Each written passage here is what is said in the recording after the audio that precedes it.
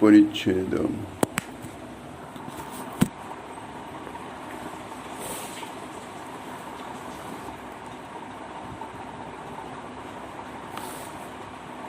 মাদনের চুম্বনাদি হয় অনন্ত বিভেদ, উদ্ঘটনা চিত্রজল্প মোহনের দুই ভেদ। চিত্রজল্প দশঙ্গ প্রজলবাদী নাম, ভ্রমর গীতা 10 শ্লোক তাহার প্রমাণ। উদ্ঘটনা বিবশ চেষ্টা, দিব্যোন্মাদ নাম, বিরহে কৃষ্ণ স্ফূর্তি, আপনাকে কৃষ্ণ জ্ঞান। কলিযুগ পাবন অবতার পরম করুণাময় শ্রী শ্রী গৌরাঙ্গ সুন্দরীর পরম অন্তরঙ্গ প্রিয় পার্ষদ বর্জন পূজ্যপাদ শ্রী কৃষ্ণদাস কবিরাজ গোস্বামী মহাশয় তাহার শ্রী শ্রী চৈতন্য চরিতামৃত নামক শ্রী গ্রন্থের মধ্য লীলার 23 পরিচ্ছেদে সনাতন শিক্ষা প্রসঙ্গে প্রয়োজন তত্ত্ব প্রেম বর্ণনা করিতেছেন। প্রেমের সম্বন্ধে বর্ণনা করতে গিয়ে মধুর আরতির যে সর্বোৎকর্ষে অবস্থিত মহাভাব কথায়, সেই মহাভাবেরই আবার মোহন এবং মাদন ইত্যাদি যে বিভিন্নতা, সেই সমস্ত বর্ণনা করেছেন। মাদনের সম্বন্ধে বর্ণনা করেছেন, কারণ মাদনী হচ্ছে মহাভাবের চরমোৎকর্ষ অবস্থা, যাহা একমাত্র শ্রীমতী রাধারানীতেই প্রকাশিত হয়। মোহনের দুইটি অবস্থা, উদ্ঘটনা এবং চিত্রজল্প, এবং সেই চিত্রজল্প যে 10টি অঙ্গ, তাহা ইতিপূর্বে আস্বাদিত হয়েছে। শ্রীমদ্ ভাগবতের 10ম স্কন্ধের 47 অধ্যায়ে এই চিত্রজল্পের 10টি যে জল্প, তাহা 10টি শ্লোকে বর্ণনা করেছেন, যাকে বলা হয় ভ্রমর গীতা। দিব্যোন্মাদ, উদ্ঘটনা এবং দিব্যোন্মাদ। ইহা উদ্ঘটনা হচ্ছে বিবশ চেষ্টা, দিব্যোন্মাদ বিরহে শ্রীকৃষ্ণ স্ফূর্তি। শ্রীকৃষ্ণ বিরহে যখন দিব্যোন্মাদ জন্মায়, তখন শ্রীকৃষ্ণকে চিন্তা করতে করতে কখনো বা শ্রীকৃষ্ণের স্ফূর্তি হয়, আবার চিন্তার গাঢ়তায় কখনো বা শ্রীকৃষ্ণের সঙ্গে এমনভাবে তাদাত্ম্য প্রাপ্ত হয়ে যান যে নিজেকেই কৃষ্ণ বলে মনে হয়। আপনাকে কৃষ্ণ জ্ঞান।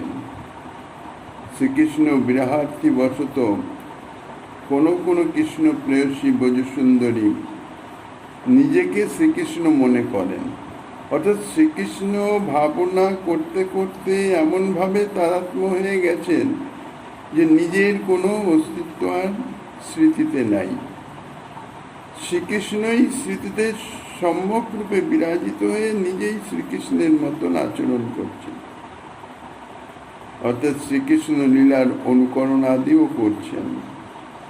ব্রজসুন্দরীগণ তাহাদের প্রাণবল্লভ শ্রীকৃষ্ণকে অত্যন্ত আসক্ত চিত্তা। শ্রীকৃষ্ণ যখন তাদের নিকট থেকে দূরে সরে যান, তখন তাহারা শ্রীকৃষ্ণের বিরহজনিত আরতিবশত তাহার যে গুণ লীলা ইত্যাদি কথাই চিন্তা করতে থাকেন। আর এমনভাবে চিন্তা করেন আবিষ্ট হয়ে, যার ফলে তার গুণ লীলাদিতে তাহাদের একটা তন্ময়তা জন্মে যায়। অর্থাৎ শ্রীকৃষ্ণের সঙ্গে তাদাত্ম্যপ্রাপ্ত মানে তার গুণ লীলাদির সঙ্গে তাদাত্ম্যপ্রাপ্ত হয়ে গিয়ে শ্রীকৃষ্ণের গুণ লীলাদি তাহাই প্রকাশিত হয়। শ্রীকৃষ্ণের যে লীলাতে তাহাদের তন্ময়তা জন্মে যায়, সময়ে সময়ে তাহারা সেই লীলার অনুকরণও করে থাকেন। তন্ময়তা যখন নিবিড় হয়ে যায়, তখন এই যে অনুকরণ, এটি কিন্তু চেষ্টাকৃত নয়, স্বতঃস্ফূর্ত আপনা আপনি তাহা প্রকাশিত হয়, বিচারপূর্বক কোনো অনুকরণ নয়।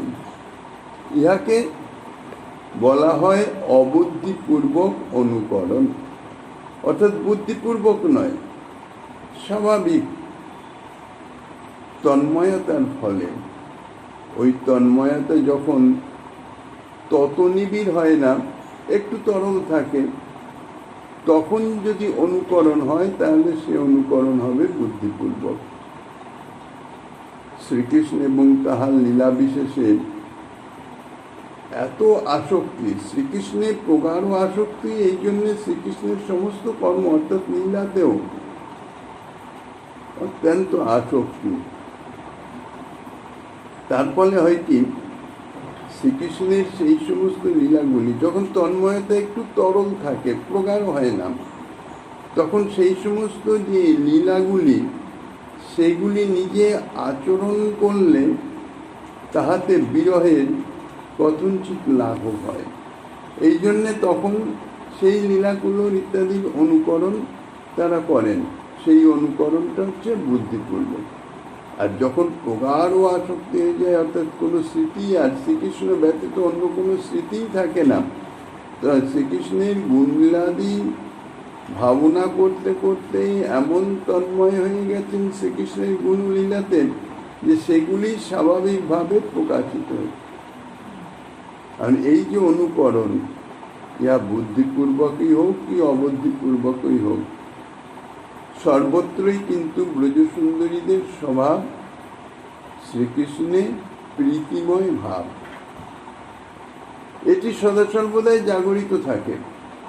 শ্রীকৃষ্ণের প্রতি সদা সর্বদাই একটা প্রীতি, এমন আন্তরিক প্রীতি যে শ্রীকৃষ্ণ গৃহার্থী বশত গাঢ় আসক্তিমূলা শ্রীকৃষ্ণ লীলাদির চিন্তা থেকে সঞ্জাত তন্ময়তা বশত এইভাবে যে লীলার অনুকরণ, তাহা কৃষ্ণপ্রেয়সী ব্রজসুন্দরীদের হৃদয়স্থিত গাঢ় প্রেমেরই একরকম বহিঃপ্রকাশ মাত্র। এই জন্য ইহাকে স্বভাবজ অনুভব বলা হয়। রমণীয় বেশভূষা এবং ক্রিয়াদির দ্বারা এইভাবে প্রিয় ব্যক্তির অনুকরণকে রসশাস্ত্রের ভাষায় বলা হয় লীলা। প্রিয়ানুকরণং লীলা রম্যৈর বেশ ক্রিয়া দিধি। এই শ্লোকের টিকাতেই শ্রীপাদ চক্রবর্তী তিনি লিখেছেন, কোয়াপি যত্নস্য বুদ্ধিপূর্বকত্বং কোয়াপি সঞ্চয় ভাবোত্থত্বেন অবুদ্ধিপূর্বকত্বং কিন্তু সর্বত্র স্বভাব জাগরূপ ইতি। প্রিয়স্য অনুকরণং বুদ্ধিপূর্বকম অবুদ্ধিপূর্বকম বা প্রেমবতীনাং স্বাভাবিকমেব। অর্থাৎ এই যে লীলা নামক অনুভবের দৃষ্টান্ত রূপে উজ্জ্বল নীলমণিতে বিষ্ণু পুরাণের দুটি শ্লোক উদ্ধৃত করেছেন। দুষ্ট কালীয় তিষ্টাদ্য কৃষ্ণ হমিতি চাপরা বাহুস্ফোটা কৃষ্ণস্য লীলা সর্বস্ব মহাদদে। শারদীয় রাসস্থলী থেকে শ্রীকৃষ্ণ যখন অন্তরিত হয়ে যান, তখন কৃষ্ণ বিরহে উন্মত্ত ব্রজসুন্দরীগণ তাঁরা শ্রীকৃষ্ণের খোঁজে বেরিয়ে শ্রীকৃষ্ণকে খুঁজতে খুঁজতে শ্রীকৃষ্ণের গুণলীলাতে এমনভাবে তন্ময়তা প্রাপ্ত হয়ে যান, তখন তাহারা শ্রীকৃষ্ণ লীলার অনুকরণ করতে থাকেন, অর্থাৎ স্বাভাবিকভাবে অনুকূলন এসে যায়। তখন কোনো গোপী আমি দুষ্ট কালীয় স্থির হও, এই আমি কৃষ্ণ, এই কথা বলে বাহু আস্ফাটন পূর্বক কৃষ্ণের লীলা অনুকরণে প্রবৃত্ত হলেন। এই যে লীলা সর্বস্ব মা দদে, এই শব্দের এই অংশের টিকায় শ্রীজীব গোস্বামী তিনি লিখেছেন, লীলা সর্বস্ব তস্যা লীলায়া যাবান পরিকরস তাবন্ত মা দদে গৃহীতবতী অনুকৃতবর্তীত্যর্থ। শ্রীকৃষ্ণের কালীয় দমন লীলার অনুকরণের কথা বলা হয়েছে। এই অনুকরণটি হচ্ছে স্বাভাবিক, অবুদ্ধিপূর্বক।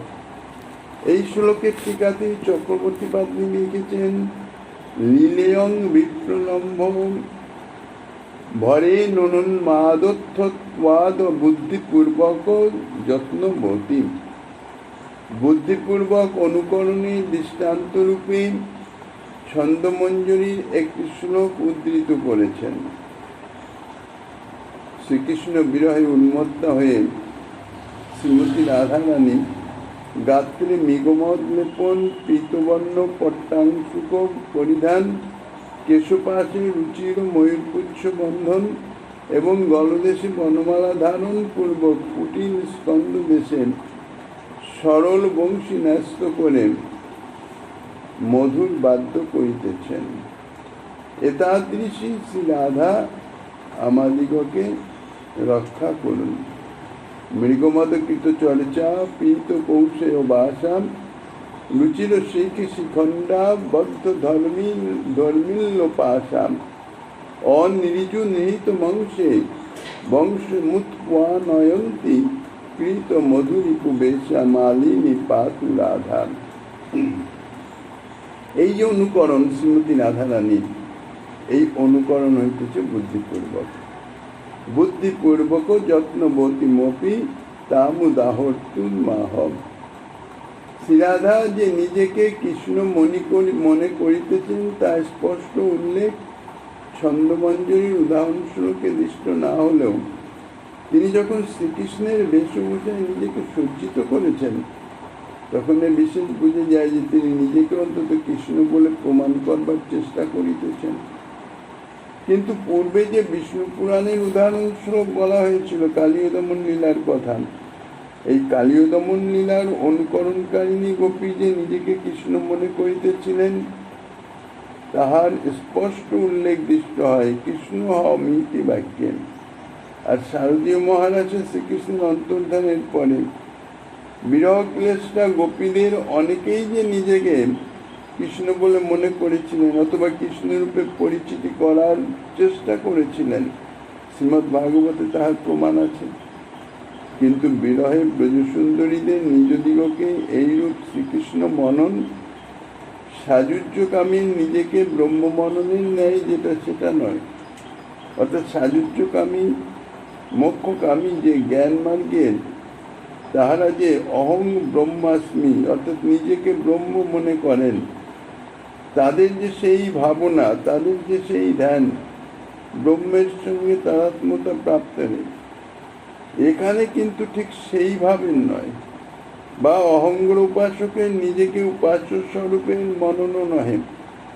তাহাদের এই যে কৃষ্ণ মনন, ব্রজসুন্দরীগণের এই যে কৃষ্ণ মনন, এটা হচ্ছে প্রেম লীলাভর স্বভাব থেকে কিংবা রসাস্বাদ প্রৌঢ়িময়ী অবস্থা থেকে।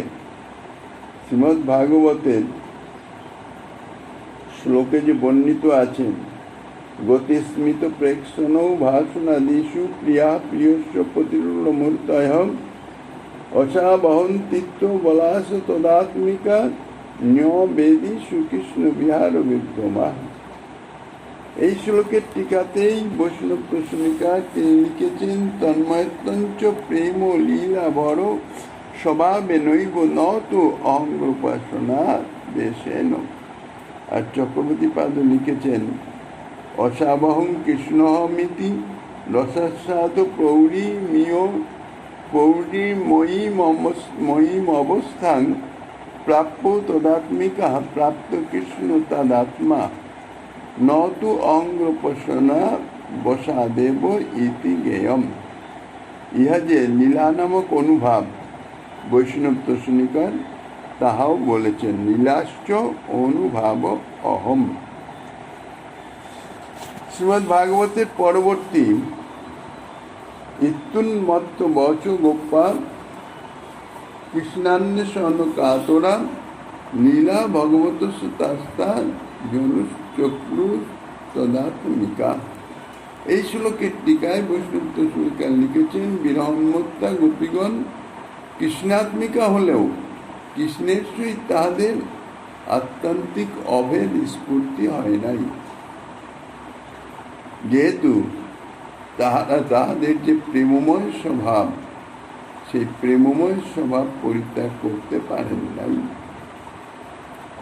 তত্র চ স্বভাবা পরিত্যাগেন নাতি তদ ভেদ স্ফূর্তি। যদি আত্মান্তিক অভেদ স্ফূর্তি হতো তাহলে গোবর্ধন ধারণ লীলার অনুকরণ সময় ঊর্ধ্বে উত্থাপিত হস্তে শ্রীকৃষ্ণের গোবর্ধন ধারণ দেখাবার উদ্দেশ্যে যে হস্ত উত্তোলন করেছিলেন তাহারা হস্ত উত্তোলন পূর্বক বস্ত্র ধারণের চেষ্টা করতেন না, কিংবা আমি কৃষ্ণ আমার মনোহর গতি অবলোকন করে ইত্যাদি যে বাক্যে নিজেদের কৃষ্ণরূপে পরিচিতি করাচ্ছিলেন সেই চেষ্টাও করতেন না। যতন্তুন্নিদধি অম্বরমিত্যর্থ যত্ন কথনাৎ কৃষ্ণয়ং পশ্যত গৌতিমিতি যস্মিন কৃষ্ণত্ব সাধনার্থম তৎশব্দ প্রয়োগচ্ছ। চক্রবর্তীপাদ বলছেন যে কৃষ্ণ বিরহ কাতরা গোপীদিগের মধ্যে কেহ কেহ মনে করলেন কৃষ্ণের চেষ্টাদির অনুকরণ করে নিজের কৃষ্ণাকারত্ব দেখিয়ে কৃষ্ণ বিরহ কাতরা অন্য গোপীদের এবং সেই সঙ্গে সঙ্গে নিজেরও মুহূর্তকাল ব্যাপী অন্তত আনন্দ তো প্রকাশিত হবে।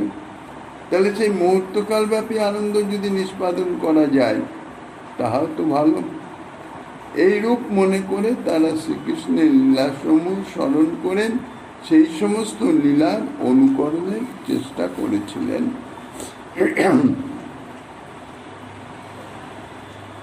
ততস্য তস্য অন্যস্য অনেপি কাতরান্তন্মধ্যে কাশ্চিদেবং প্রত্যেকং পরামমৃষু সম্প্রত্যহমেব স্বরূপচেষ্টাদনুকরেণ আত্মানং কৃষ্ণকারং দর্শয়িত্বায়োপি কাতরানামাশং শস্য চ মৌহত্তিকিমপি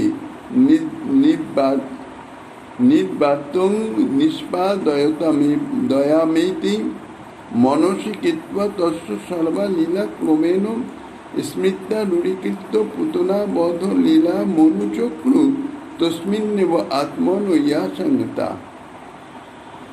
অর্থাৎ এই সমস্ত লীলাদি অনুকরণ থেকে বোঝা যাচ্ছে বিরহে আপনাকে কৃষ্ণ জ্ঞান। এই সময়েও ব্রজসুন্দরীদিগের শ্রীকৃষ্ণের সহিত আত্মান্তিক অভেদ মনন ছিল না। ব্রজসুন্দরীদিগের মহাভাবাখ্যা প্রেমের স্বভাববশতই বিরহে নিজেকে কৃষ্ণজ্ঞান হতে পারে। কোনো ভক্ত সাধকের যথাবস্থিত দেহে এইরূপ জ্ঞান হতে পারে না। এটা একমাত্র ব্রজবাসীদের ক্ষেত্রেই সম্ভব। অর্থাৎ শ্রীকৃষ্ণের স্বরূপ শক্তির যে প্রকাশ ব্রজবাসী লীলা পার্ষদ তাদের ক্ষেত্রেই সম্ভব। কিন্তু কোনো ভক্ত সাধক জীবতত্ত্ব যথাবস্থিত দেহে তারা এইরূপ মনে করতে পারেন না, তাদের এইরূপ মনে হতেও পারে না। যেহেতু সাধক জীবের যথাবস্থিত দেহে সেখানে মহাভাব তো দূরে থাক, প্রেমের পরবর্তী যে স্নেহমান প্রণয় তাহাও প্রকাশিত হয় না। কেননা প্রেম পর্যন্তই যথাবস্থিত দেহে অর্থাৎ সাধক দেহে প্রেম পর্যন্তই প্রকাশিত হয়, প্রেমের পরিপক্কতাও লাভ করে না। প্রেম প্রকাশিত হওয়ার পরেই তার এই যথাবস্থিত দেহ ভঙ্গ হয়ে প্রকট লীলা স্ত্রীতে যোগমায়া তাহাকে তাহার অন্তশ্চিন্তিত দেহ অর্থাৎ পার্শ্বদ দেহ প্রদান করেন, সেই প্রেমকে আরও পরিমার্জিত করেন। নিত্যসিদ্ধ পার্শ্বদগণের আনুগত্যে সাহচর্যে সেই প্রেমকে আরও পরিমার্জিত করেন তার ভাব অনুযায়ী, অর্থাৎ যেভাবে তার সেবা সেই অনুযায়ী সেই কক্ষায় পৌঁছাবার জন্যে ব্যবস্থা করে দেন। কিন্তু সেটা তো সাধকদের সম্ভব নয়। কাজেই সাধকদের কখনো এই জাতীয় অনুকরণের কোনো চেষ্টা আসে না। সম্ভোগ বিপ্রলম্ব বিবিধ শৃঙ্গার সম্ভোগ অনন্ত অঙ্গ নাহি অন্ত তার। মধুর রসের সর্বরস শ্রেষ্ঠতা প্রতিপাদন করেন, এখন তার ভেদ বর্ণনা করিতেছেন। শৃঙ্গার রস, মধুরারতি, তদনুচিত বিভাব অনুভাব ইত্যাদির সংযোগে যখন অপূর্ব শান্ততা প্রাপ্ত হয় তখন তাহাকে বলা হয় শৃঙ্গার রস। এই যে শৃঙ্গার রস ইহা দুই রকমের, এক হচ্ছে সম্ভোগ আর এক হচ্ছে বিপ্রলম্ব। সম্ভোগ আনুকূল্যময় দর্শন ইত্যাদির মাধ্যমে নায়ক নায়িকার উল্লাস বর্ধনকারী যে ভাব, তাকে বলা হয় সম্ভোগ। এই যে পরস্পর মিলন, তাতে কিন্তু কোনো পশুবৎ আচরণাদির স্থান নাই। আনুকূল্য শব্দের তাৎপর্য হচ্ছে এই আনুকূল্যময় দর্শন। আনুকূল্য শব্দের তাৎপর্য এই যে এই সম্ভোগে নায়কের পক্ষে নায়িকার সুখ তাৎপর্যমূলক আচরণ এবং নায়িকার পক্ষেও নায়কার সুখ তাৎপর্যমূলক আচরণ। এখানে কোনো পশুবৎ আচরণ নাই, অর্থাৎ নিজ স্বসুখ তাৎপর্যাত্মক কোনো আচরণ নাই। নিজের সুখের নিবন্ধন বা নিজের সুখের পূর্ণকারী কোনো আচরণের আভাসও নাই। আনুকূল্যাৎ পরস্পর সুখ তাৎপর্যগতেন পারস্পরিকাদিত্যর্থম। সানুকূল্যে ব্যাখ্যায় ব্যবৃত্তাভাবাৎ। পরস্পরের মধ্যে যে আচরণ প্রকাশিত হয়, অর্থাৎ পরস্পর পরস্পরকে সুখী করবার নিমিত্ত তাহারা যে আচরণ করেন, তাহা পরস্পরকে সুখী করবার নিমিত্ত, পরস্পরকে সুখ প্রদানের জন্যে। সেই আচরণের মাধ্যমে নিজের সুখানুভবের কোনো লেশাভাসও তাহাদের থাকে না। নায়ক নায়িকার মধ্যে স্বসুখ তাৎপর্যাত্মক কোনো বাসনাদি নাই। এই জন্যে ইহা প্রাকৃত কামময় সম্ভোগ থেকে সম্পূর্ণ একটা পৃথক বস্তু। প্রাকৃত কাম যেখানে, সেখানে আত্মসুখের বিদ্যমানতাই হচ্ছে প্রাকৃত কামের লক্ষণ, কিন্তু এখানে আত্মসুখের কোনো লেশাভাস নেই। কাজে এটি সম্পূর্ণ ভিন্ন ধরনের। বাস্তবিক এই প্রকরণে যে সম্ভোগাদির কথা বলা হচ্ছে, তাহা প্রাকৃত নায়ক নায়িকার সম্বন্ধে নহে। ইহা হচ্ছে আত্মারাম শ্রী ভগবান এবং তাহারই স্বরূপ শক্তি সারভূতা মহাভাব স্বরূপিণী ব্রজসুন্দরীগণের সম্বন্ধে। শ্রী ভগবান এবং তাহারই স্বরূপ শক্তির গণ, তাহাদের পারস্পরিক মিলন। কাজেই এখানে যে সম্ভোগ, ইহা এই জীবতত্ত্বের নহে, কোনো প্রাকৃত নায়ক নায়িকার মিলনের ধারের কাছেও যায় না। কারণ প্রাকৃত নায়ক নায়িকার মিলনের মধ্যে তাদের স্বসুখ বাসনা থাকে, কম হোক বেশি হোক স্বসুখ বাসনা থাকবে, স্বসুখ বাসনার অনুভূতি থাকবে, কিন্তু এখানে তা নয়। আর প্রাকৃত নায়ক নায়িকা সম্পূর্ণ পারস্পরিক ভিন্ন তত্ত্ব, অর্থাৎ ভিন্ন দুই জীব তত্ত্ব। আর এখানে শ্রী ভগবান এবং তাহার শক্তি, শক্তিমানের অব্যক্তত্ব, অর্থাৎ পারস্পরিক মিলন সাহচর্য, ইহা হচ্ছে স্বাভাবিক। তো এই যে সম্ভোগ অবস্থা, অর্থাৎ পারস্পরিক মিলনে যে সম্ভোগ অনুভব, সম্ভোগ অবস্থা, তাহা হচ্ছে দুই রকমের। এক হচ্ছে গৌণ সম্ভোগ, আর এক হচ্ছে মুখ্য সম্ভোগ। মুখ্য সম্ভোগ জাগ্রত অবস্থাতেই হয়। ইহা চারি রকমের: সংক্ষিপ্ত, সংকীর্ণ, সম্পন্ন এবং সমৃদ্ধিমান। পূর্বরাগের পর যে সম্ভোগ, তা হচ্ছে সংক্ষিপ্ত সম্ভোগ। আর মানের পরে যে সম্ভোগ, তা হচ্ছে সংকীর্ণ। আর কিঞ্চিত দূর প্রবাসের পরে যে সম্ভোগ, সম্পন্ন। এবং সুদূর প্রবাসের পরে যে সম্ভোগ, তা হচ্ছে সমৃদ্ধিমান সম্ভোগ। কেউ কেউ বলেন, প্রেম বৈচিত্র্যের পরেও কিঞ্চিত দূর ও সুদূর প্রবাসের পরে সম্ভোগের মতন সম্পন্ন এবং সমৃদ্ধিমান সম্ভোগ হয়ে থাকে। আর যে সম্ভোগে, অর্থাৎ পূর্বরাগের পরে যখন প্রথম মিলন হয়, তখন যে সম্ভোগ, সেই সম্ভোগে লজ্জা, ভয়, অসহিষ্ণুতা ইত্যাদি বশত ভোগাঙ্গ সকল অল্পমাত্র ব্যবহৃত হয়, তাহার নাম বলা হয় সংক্ষিপ্ত সম্ভোগ। মানের পরে, অর্থাৎ নায়িকা যখন মান করলেন, মানের পরে যখন মিলন হয়, নায়ক যে পূর্বে বিপক্ষের গুণকীর্তন করেছেন কিংবা তাহাকে অর্থাৎ নায়িকাকে বঞ্চনাদি করেছেন, সেই জন্য মান হয়েছিল, তাহা নায়িকার স্মরণপথে উদিত হওয়ায় আলিঙ্গন চুম্বনাদি ভোগাঙ্গ সকল সংকীর্ণ অর্থাৎ মিশ্রিত হয়। ঐরূপ ভোগে অবিমিশ্র আনন্দ থাকে না। আনন্দের সঙ্গে নায়কের পূর্বাচরণজনিত যে দুঃখ, যাহা হৃদয়ে উদিত হয়ে তাহা সেই আনন্দকে সম্মুখ রূপে প্রকাশিত করে না, দুঃখ মিশ্রিত আনন্দ হয়ে যায়। তার ফলে হয় কি, সে আনন্দ অর্থাৎ সেই সম্ভব দীর্ঘস্থায়ী হয় না। এখানে আনন্দকেও ত্যাগ করা যায় না, আবার দুঃখকেও ত্যাগ করা যায় না। অর্থাৎ নায়কের যে পূর্ব আচরণ, যার জন্যে মানবতী হয়েছিলেন, সেইটি স্মৃতিপথে এসে দুঃখ অনুভব করায়। এই যে সম্ভোগ, তাকে বলা হয় সংকীর্ণ সম্ভোগ। প্রবাস থেকে কান্ত এসে মিলিত হলেন যে সম্ভোগের হেতু হয়, তাহার নাম হচ্ছে সম্পন্ন সম্ভোগ। প্রবাস মানে কিছুদিন বাইরে থেকে। প্রবাস থেকে আগমন দুই রকমের হতে পারে। প্রথমত আগতি অর্থাৎ সাধারণ লোকের ন্যায় পদব্রজে বা যানারোহণে চলে আসা।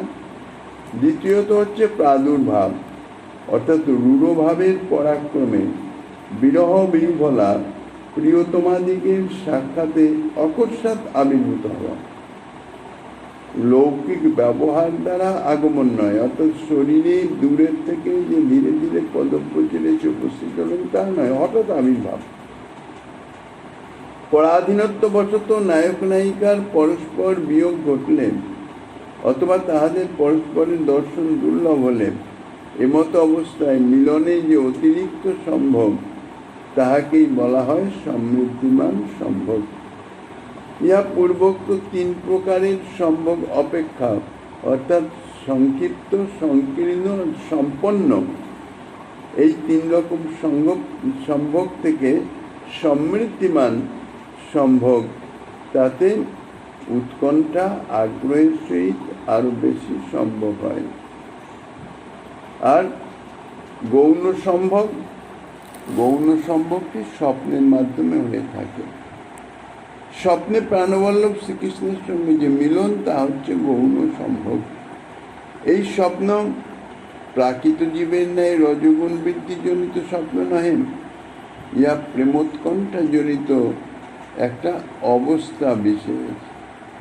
এই সংক্ষিপ্ত সম্ভোগের বিশেষ ক্রিয়াই দর্শন, জল্প, স্পর্শন, বটমরোধন, রাস, বৃন্দাবন ক্রীড়া, যমুনা জলকেলি, নৌ খেলা, লীলাদ্বারা চৌর্য, ঘট্ট, কুঞ্জে লুকায়ন, মধুপান, স্ত্রীবেশ ধারণ, কপট নিদ্রা, দ্রুত ক্রীড়া, বস্ত্রাকর্ষণ ইত্যাদি ইত্যাদি ভাবে ইহা প্রকাশিত হয়। এরপরে বলছেন সম্ভোগ গেল, এরপরে হচ্ছে বিপ্রলম্ব। বিপ্রলম্ব প্রথমেই মিলনের পূর্বে অযুক্ত অবস্থায় কিংবা মিলনের পরে নায়ক নায়িকার যুক্ত ও অযুক্ত অবস্থায় পরস্পরের অভীষ্ট আলিঙ্গন চুম্বনাদির অপ্রাপ্তিতে প্রবল উৎকণ্ঠাবশত যে ভাবে প্রকটিত হয়, তাহাকে বলা হয় বিপ্রলম্ব। এই বিপ্রলম্ব সম্ভোগের পুষ্টিকারক হয়। ব্রজসুন্দরীদিগের এই বিপ্রলম্ব ভাব যখন তদুচিত বিবাহাদির সঙ্গে মিলিত হয়, তখন ইহা বিপ্রলম্ব ভাবটি বিপ্রলম্ব রসে পরিণত হয়ে যায়। এখন প্রশ্ন হতে পারে, বিপ্রলম্ব তো বিয়োগাত্মক, তখন তো বিরহ, বিয়োগ কেবল দুঃখময় হওয়ারই সম্ভাবনা। সুতরাং ইহা কিরূপে রসে পরিণত হচ্ছে? রস তো আস্বাদ্য বস্তু, বিপ্রলম্ব রস বলা হচ্ছে, এটা রসে কি করে পরিণত হল? এটা তো দুঃখময় অবস্থা। তার উত্তরে বলা যায়, সুখময় সম্ভোগের পুষ্টি সাধক বলেই ইহাকে রস বলা হয়েছে। বিপ্রলম্ব অবস্থায় অন্তরে মিলনের জন্যে একটা প্রবল উৎকণ্ঠা জন্মে। বিপ্রলম্বের দীর্ঘতায়, অর্থাৎ যত দীর্ঘ হবে বিপ্রলম্ব অর্থাৎ বিরহ, ততই যেই মিলনের উৎকণ্ঠা তাহাও তীব্র থেকে তীব্রতর হতে থাকে। এই তীব্র উৎকণ্ঠার পরে যদি মিলন হয় তাহলে ওই মিলন অত্যন্ত সুখদায়ক হয়ে যায়। যার জন্যেই পণ্ডিতগণ বলেন বিপ্রলম্ব ব্যতীত সম্ভোগের পুষ্টি হয় না। ন বিনা বিপ্রলম্বেন সম্ভোগ পুষ্টি মশ্নুতে। যেমন যদি ক্ষুধা না থাকে তাইলে ভোজন যেমন ঠিক আস্বাদ্য হয় না। ক্ষুধা যত বৃদ্ধি হবে ততই ভোজ্যবস্তু প্রাপ্তির জন্যে হৃদয় উৎকণ্ঠা জন্মে। আর অত্যন্ত তীব্র ক্ষুধার্ত অবস্থায় সেই ভোজ্যবস্তু প্রাপ্ত হলে তার যে একটা আনন্দ, যে তৃপ্তি, সেটি কিন্তু অল্প ক্ষুধা অবস্থায় সেই ভোজ্যবস্তু প্রাপ্তি হলেও সেই তৃপ্তি আসে না। এই জন্যে বিপ্রলম্ব অর্থাৎ বিরহ যত দীর্ঘ হবে তারপরে মিলনে তত আস্বাদন চমৎকারিতা অনুভব হবে। এই জন্যে বিপ্রলম্বকে বলা হচ্ছে সম্ভোগোন্নতি কারক। এই জন্যে বিপ্রলম্ব ছাড়া সম্ভোগটি পুষ্টি সাধনা অর্থাৎ আস্বাদন চমৎকারিত্ব প্রাপ্ত হতে পারে না। এই জন্য ইহাকে বিপ্রলম্বকে সাক্ষাৎভাবে রস না হলেও সেই যে মিলনের রসের যে সহায়কারী সেই হিসাবে রস বলা হয়েছে। কিন্তু সম্ভোগের পুষ্টিকারক বলে বিপ্রলম্ব রসের হেতুমাত্র হতে পারে, স্বয়ং কিরূপে রস হবে। বিপ্রলম্ব রসের হেতু, রসের কারণ হতে পারে, সম্ভোগরূপ রসের পুষ্টির কারণ হতে পারে।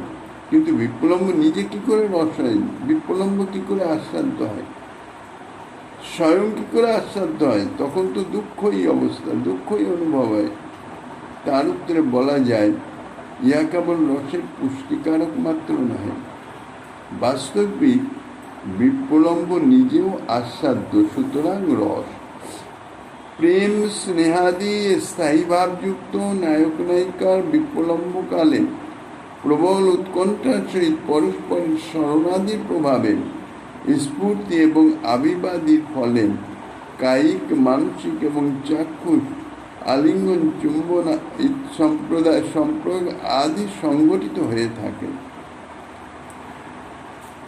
অর্থাৎ স্ফূর্তিতে বা মানসিক চিন্তার মাধ্যমে এর ফলে হয় কি বিপ্রলম্ব বিশেষ আস্বাদন চমৎকারিত্বময় হয়ে থাকে। সুতরাং ইহা আস্বাদনীয়। সুতরাং যাহাই আস্বাদ্য তাহাই তো রস, ইহা রসরূপে পরিণত হয়ে থাকে। এই জন্য কোনো কোনো অনুভবশীল রসিক ভক্ত বলে থাকেন সঙ্গম এবং বিরহের মধ্যে বিরহই বরং কাম্য। কারণ সঙ্গমে অর্থাৎ মিলনে কেবল এক মূর্তিতেই প্রণয়িনীকে বা প্রণয়ীকে পাওয়া যায়, কিন্তু বিরহে যেদিকেই দৃষ্টি দেওয়া যায় সেই দিকেই অর্থাৎ ত্রিভুবনের সর্বত্রই প্রেমময়ী বা প্রেমময়কে অনুভব করা যায়। এবার প্রশ্ন হতে পারে বিপ্রলম্বে স্ফূর্তি আবির্ভাবাদি সুখময় বটে, কিন্তু স্ফূর্তি আবির্ভাবে যখন তিরোহিত হয়ে যায় তখনও তো দুঃসহ পীড়া জন্মাতে পারে, তখনও তো কষ্ট অনুভব হতে পারে। তার উত্তরে বলা যায় বিপ্রলম্ব প্রাকৃত নায়ক নায়িকার বিরহ নয়, এর মধ্যে কোনো প্রাকৃতত্ব নাই, ইহা লাদিনী শক্তির ভিত্তি বিশেষ। সুতরাং ইহাতে পীড়াতে অর্থাৎ কষ্টের মধ্যে, দুঃখের মধ্যেও যেন একটা আনন্দ অনুভব হয়, আনন্দ অনুভব হতে থাকে।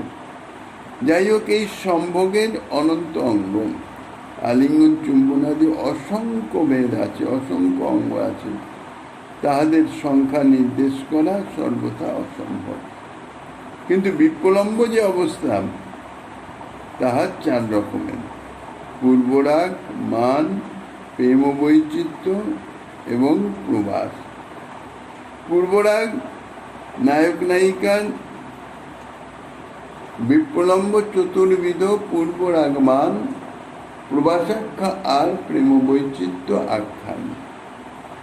4 রকমের বিপ্লম্ব, অর্থাৎ বিরহ অবস্থায় এক পূর্বরাগ, এক মান, এক প্রেম বৈচিত্র্য আর হচ্ছে প্রবাস। নায়ক নায়িকার মিলনের পূর্বে পরস্পরের সাক্ষাৎ দর্শন বা চিত্রপটাদিতে দর্শন কিংবা স্বপ্নাদিতে দর্শনের ফলে কিংবা কাহারও মুখে পরস্পরের রূপ গুণাদির কথা শ্রবণের ফলে পরস্পরের প্রতি যে রতি, যে আসক্তি জন্মায়, যে বিবাহাদির সঙ্গে তার সম্মিলিত হয়ে আস্বাদনীয় হলে তাহাকে বলা হয় পূর্বরাগ। ব্যাধি, শঙ্কা, অসূয়া, শ্রম, ক্লোম, নির্বেদ, ঔৎসুক্য, দৈন্য, চিন্তা, নিদ্রা, প্রবোধ, বিষাদ, জড়তা, উন্মাদ, মোহ এবং মৃত্যু, এই সমস্ত ভাবগুলো হচ্ছে এই পূর্বরাগের সঞ্চারী ভাব। আর প্রৌঢ়, সামঞ্জস্য এবং সাধারণ ভেদে এই পূর্বরাগ আবার 3 রকমের। সমর্থারতি স্বরূপকে প্রৌঢ় পূর্বরাগ বলেন। লালসা, উদ্বেগ, জাগজ্জা, তানগ, জড়তা, ব্যগ্রতা, ব্যাধি, উন্মাদ, মোহ এবং মৃত্যু, এই সমস্ত হচ্ছে প্রৌঢ় পূর্বরাগের অনুভাব। আর সামঞ্জস্যারতির স্বরূপে সামঞ্জস্য পূর্বরাগ বলেন। এই সামঞ্জস্যে অভিলাষ, চিন্তা, স্মৃতি, গুণকীর্তন, উদ্বেগ, সবিলাপ, উন্মাদ, ব্যাধি এবং জড়তা, এইগুলি প্রকাশিত হয়। আর সাধারণারতি যেটি, এই সাধারণারতিকে সাধারণ পূর্বরাগ বলেন। ইহাতে বিশেষ কিছু প্রকাশ হয় না, অভিলাষ থেকে সবিলাপ, উন্মাদ পর্যন্ত উন্মাদ হয়। তারপরে হচ্ছে মান। পরস্পর অনুরক্ত নায়ক নায়িকা এক স্থানে অবস্থিত থাকলেও তাহাদের স্বীয় অভিমত, আলিঙ্গন বা দর্শনাদির বিরোধী যে ভাব, তাহাকে বলা হয় মান। এই মানে নির্বেদ, শঙ্কা, অমর্ষ, চপলতা, অমর্ষতা ক্রোধ, চপলতা, গর্ব, অসূয়া, অবহিতা, গ্লানি এবং চিন্তা ইত্যাদি সমস্ত সঞ্চারী ভাব। এই সমস্ত ভাবগুলি আসে আর যায়, সঞ্চরণ করে, এই জন্য এগুলিকে বলা হয় সঞ্চারী ভাব। এখানে একটা কথা লক্ষ্য রাখতে হবে, উজ্জ্বল নীলমণি গ্রন্থে এই সমস্ত বিষয়ে, পূর্বরাগ, মান ইত্যাদি বিষয়ে অত্যন্ত বিস্তারিতভাবে গোস্বামীপাদ বর্ণনা করেছেন। উজ্জ্বল নীলমণিতে 2 স্থলে মানের উল্লেখ পাওয়া যায়। এক হচ্ছে স্থায়ী ভাব প্রকরণে, আর হচ্ছে বিপ্লম্ব প্রকরণে।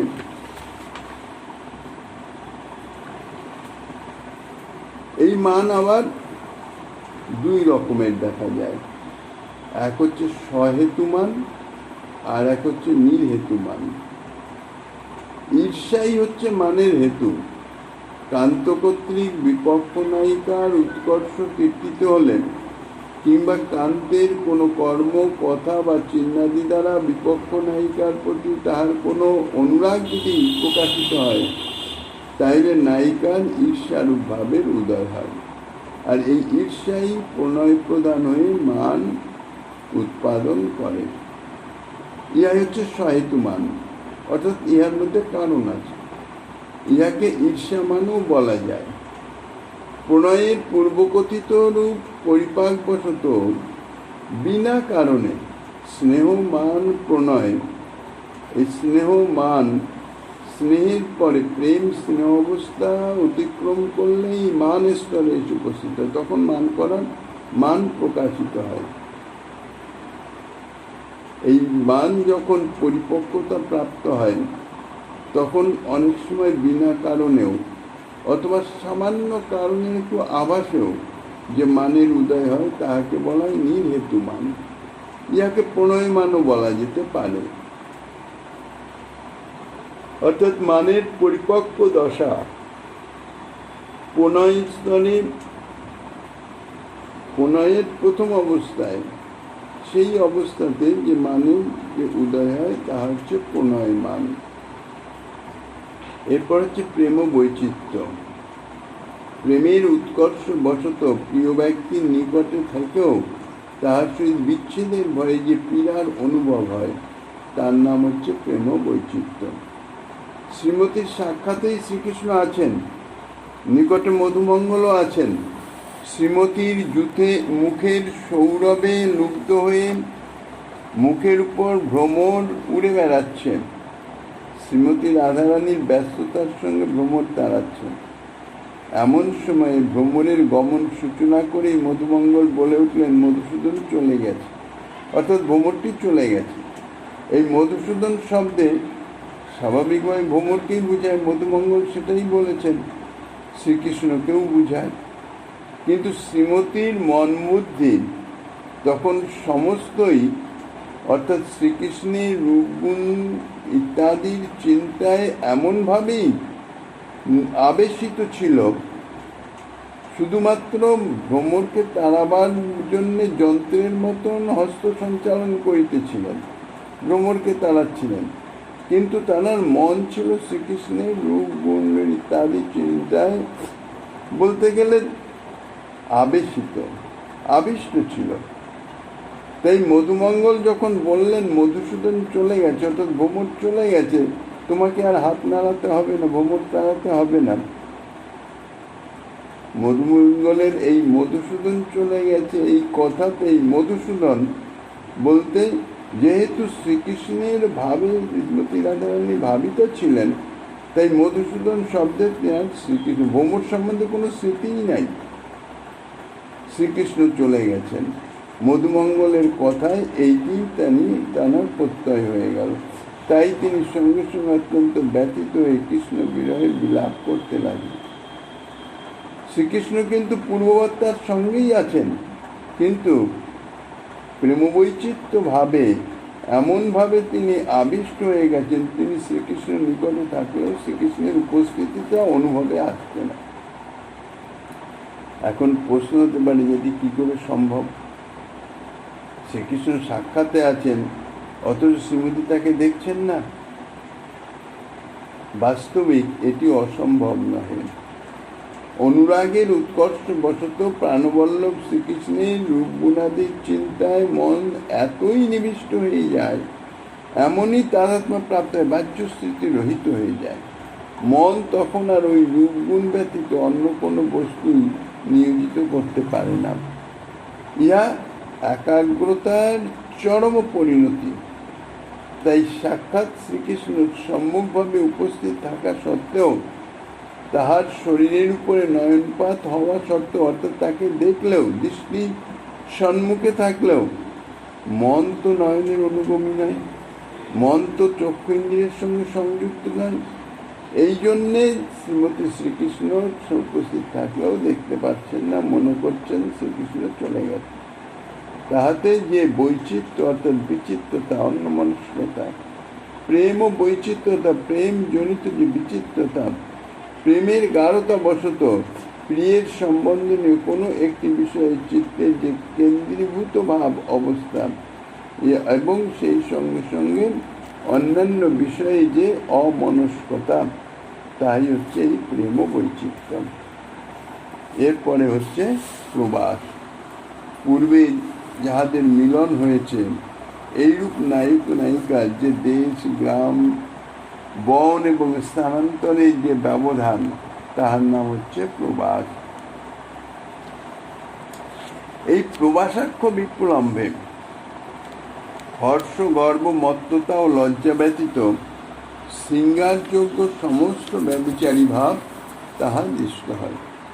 চিন্তা, জাগর্য, উদ্বেগ, কৃষ্ণতা, মলিনতা, প্রলাপ, উন্মাদ, ব্যাধি, মোহ এবং মৃত্যু, এই 10টি দশা প্রকাশিত হয়, যাকে 10 দশা বলে। বুদ্ধিপূর্বক এবং অবুদ্ধিপূর্বক ভেদে এই প্রবাসটি হচ্ছে 2 রকমের। স্বদর্শনের দ্বারা নিজের পালনীয় গোসমূহের কি বৃন্দাবনের পশুপক্ষী ভিক্ষাদি কিংবা প্রেমদান, পালন, মনোবাসনাদি পূর্ণ করে অপর কোনো ভক্তের আনন্দ বর্ধনের নিমিত্ত যে দূরে গমন, ইহাকে বলা হয় বুদ্ধিপূর্বক প্রবাস।